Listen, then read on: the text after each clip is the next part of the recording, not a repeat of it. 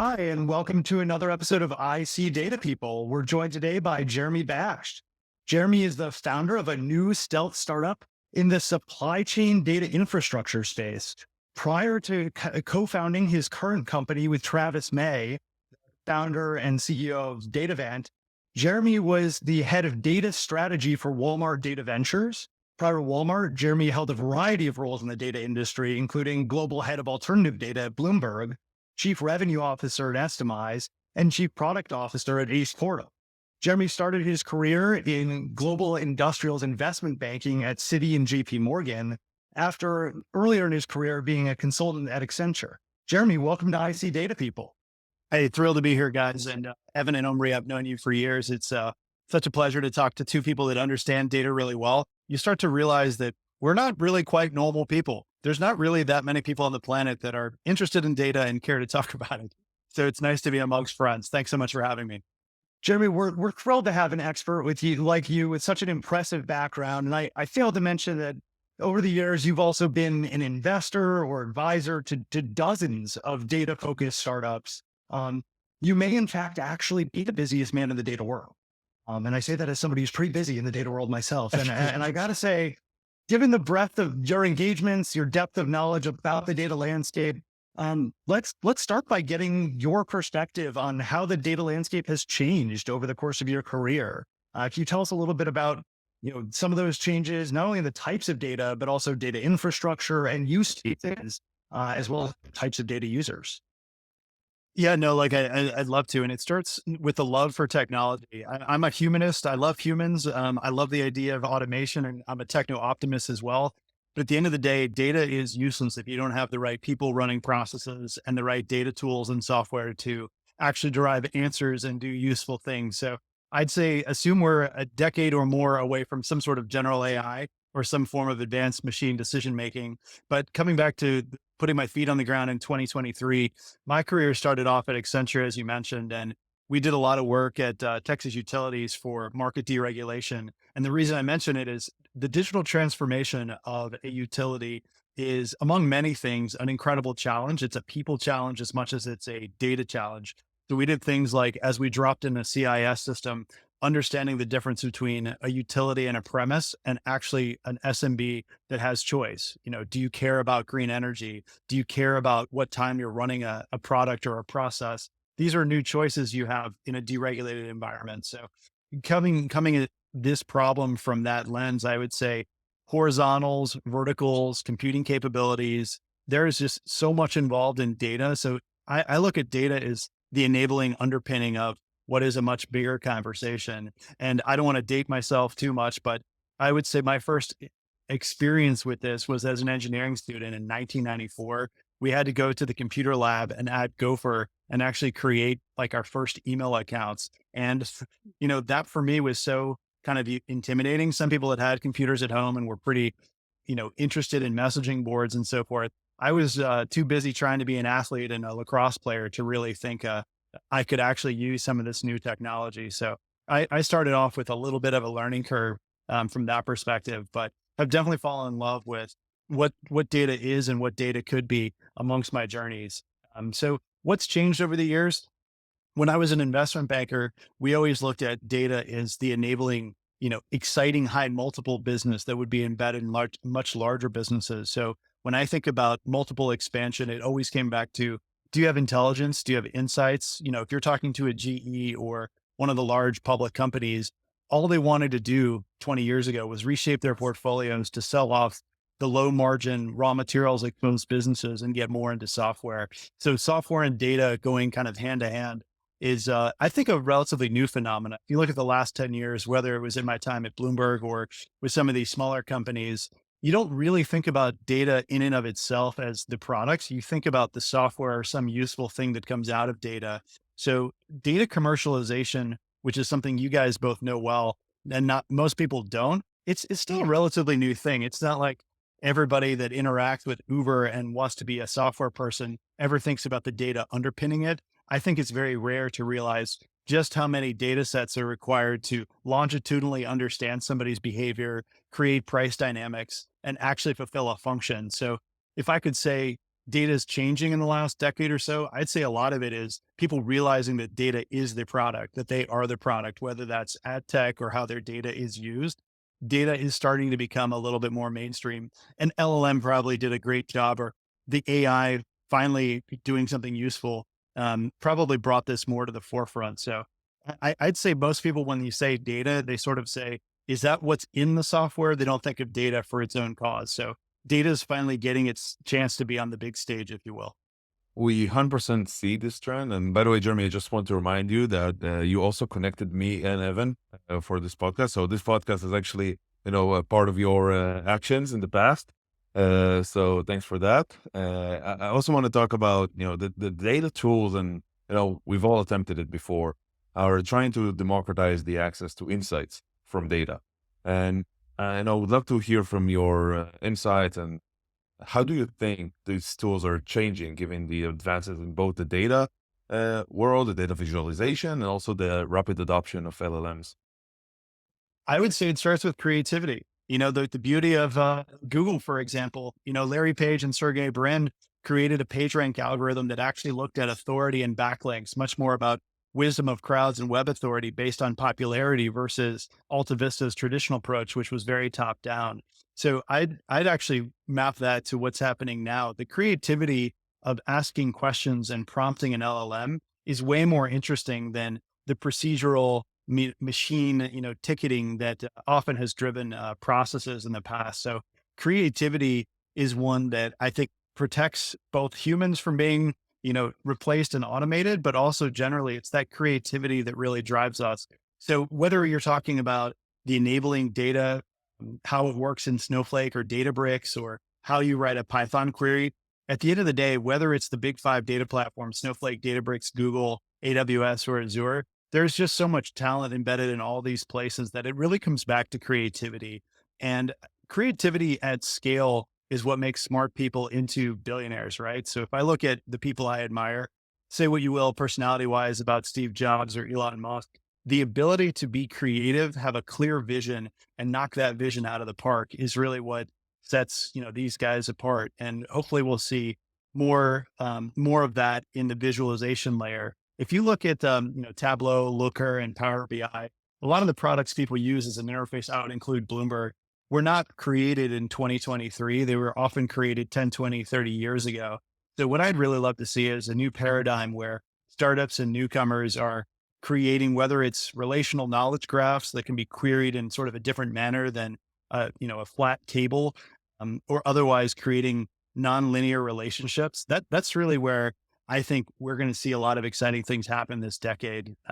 Business analysts, data engineers, and data scientists right now, the walls are really heavy. If you were to ask, yourselves, like, is Evan a data scientist? Is he a business analyst? Is he good at, playing with the plumbing of data engineering? Maybe he can do most of those. Maybe he's a data scientist, but at some point we're going to see convergence, much the same way that, movies move from black and white to color. I think you'll be able to interrogate data in a new way. Maybe I've watched Minority Report too many times, but the physical interface will change. The way it works will change. If Elon Musk has its way, the chip in the Neuralink will change. So all the evolution of hardware and software and creativity are going to bring us things this next decade or so that I think are going to be pretty mind blowing. So, Jeremy, you've touched on what I would view as some of the biggest changes in the data industry, but what do you view as the biggest challenges or obstacles? And obviously, you're going after an opportunity in the supply chain data infrastructure space for a reason. I'd love to understand why that's a challenge you're looking to tackle these days. Well, one thing I would touch on is having a chance to be in corporate and see all the use cases at a Walmart, for example, really kind of burgeoned me to think about what is the biggest gap in the market. And I like having a chance to be in these big seats in big corporations where you have access to so many different people. If you look at Walmart, it's a 600 billion revenue behemoth writ large, and adding a few $1 billion, even on a high margin data revenue side, is really not that exciting. What's more exciting is, what do you use the data for?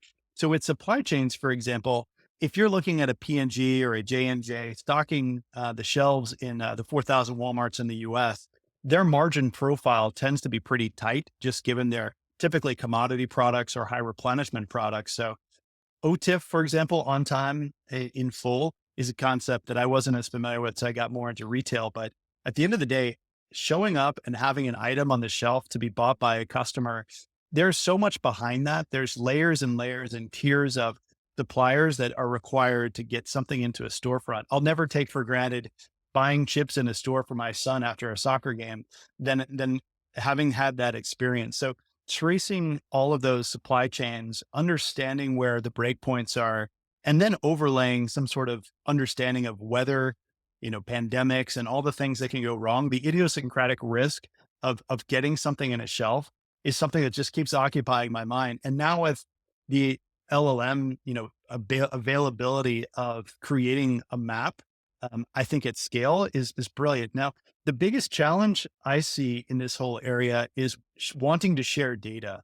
So I know that we are all familiar with ChatGPT, but for your audience that isn't, if you don't have historical data from the last 2 years, any prompt that you provide will often have data that's out of date or biased, for one. And then for another, we're talking a lot about the ethical boundaries of data and what it's used for and how it's collected.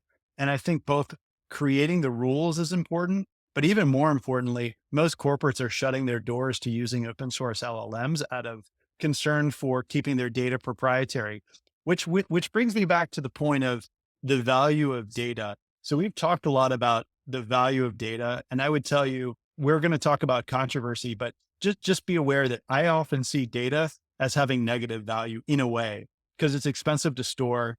You might not need it, and it might not really tell you anything. So a lot of challenges, but lots of green shoots in the data industry as well. Jeremy, I'm curious actually, what are the most powerful insight you've seen from data recently? One of the things I'm most excited about is really the proliferation of digital twins. I'll give you an example. A company that I've advised over the years in ag analytics takes greenhouse data and looks at water, humidity, lighting, and temperature to model out what is the best way to grow large crops. It's a very visceral, physical type of reaction where you can see that these sort of temperature controls and all the other controls come together, and you can actually model out how to grow better vegetables. When you see sort of tangible results, it gets me really excited. But there are so many different abstractions that I read about and see and talk to people in the industry. I think satellite imaging was something that people were excited about, 10, 20 years ago. I think you're finally seeing really valuable use cases now. And whether that manifests in the trade war we have with China or unfortunately, getting parts to tanks in Ukraine is proven to be much harder than ever expected, because there's just not many parts that fit 50-year-old tanks. So monitoring how they come in, how they're dropped in, and how they're actually used is an incredible insight. And kind of coming back to what I said before, is it the data? Is it the software? Is it logistics? Is it tracking? I don't know where data starts and stops, but the insights that you can see from digital twinning is a really, interesting software that look, it's very different than Excel spreadsheets. I guess studying Excel spreadsheets and then seeing digital twinning, we've come a long way. So whatever comes next, I'm sure will be mind blowing as well. Super interesting, and looking forward to it. And I want to twist this around a little bit. What is your most controversial opinion? So I wrote a blog post on this a couple weeks ago, and I think sometimes people look at me and sort of say, isn't that the guy that's always talking about how exciting data is and data commercialization is? And yes, those things are definitely true, but I've been looking at dozens of data sets over the years to see if they're commercially viable. And I think my controversial opinion is that most data has negative value. And I think that's because whether you call data an offshoot or even asbestos, I've heard it called a bunch of terrible things in the past, but most data really requires a process and a tool in order to be clear, composable, observable, repeatable, and frankly supported by an appropriate SLA. So if your data is buggy or noisy or biased or difficult to support or even unstructured, it's probably not sellable. The uniqueness aspect, I think, is the other area that isn't talked about as much.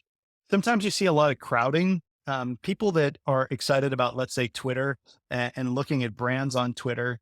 You've got 6, 7, 8, 9 companies I can think of off the top of my head that basically do the same thing. And I'm not saying only winner take all markets are interesting, but when you've got such intense rivalry, to think that there's more insights that you can get on a brand reputation from looking at Twitter data, there's just too many companies doing the same thing. So being mindful of, is my data unique, is an appropriate part of this discussion.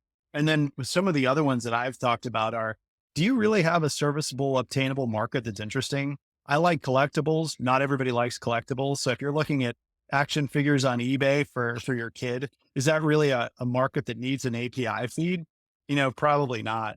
And then if you think about the price mechanics of how all this stuff works, one area that I love about some of the companies I'm working with now are, in particular in the finance world, is they're taking a nod from ad tech. Ad tech is so incredibly calibrated in real time on return, ROAS and like returns on ads. That's such a well calibrated space that you only are paying for data and or the marketing delivery of an ad if it's useful, and you're not often like placing that data. So if you think about the consumption mechanics of that, the old world of 20 years ago, going to a hedge fund and saying, "Hey, I've got credit card data. It's priced at $1 million. Do you want to take it or leave it?" That whole supply side process took so long and was just so rigorous and like a bidding mechanism. I love to see the consumption mechanics now actually work at scale. So I think you're going to see more companies really trying to price on consumption, which does help unite this problem. Because if your data really has no value and nobody's consuming it, it's really not worth anything. So I think monitoring the usage is something that we're going to see soon. So I don't know how controversial that opinion is or isn't, but most data sets have no value, and you can figure that out pretty quickly. Similar to startup land, where if you don't have product market fit and you're not really solving a real problem, you just have negative value because you're essentially burning somebody else's money to find out that answer. So, Jeremy, you've been, I'd say, at the bleeding edge of the data world for a long time now. I think we've known each other 7 or 8 years, and I know you were early in understanding the impact of blockchain and crypto. You were very early into the alt data world. Hell, you were early in getting Marie and I together to originate this podcast. I got to know, when you look forward 5 years from now, how is the data world going to change? What does the future look like for us? I think it's industry changes. And I'll give you an example. So if finance is already really well distributed, and we all know some of the same hedge funds, they know how to make money, they know how to buy data, they know how to apply that. I've seen some of my friends that are portfolio managers that have made a ton of money in their career say, you know what, I'm going to retire and do something different because finding alpha is incredibly hard.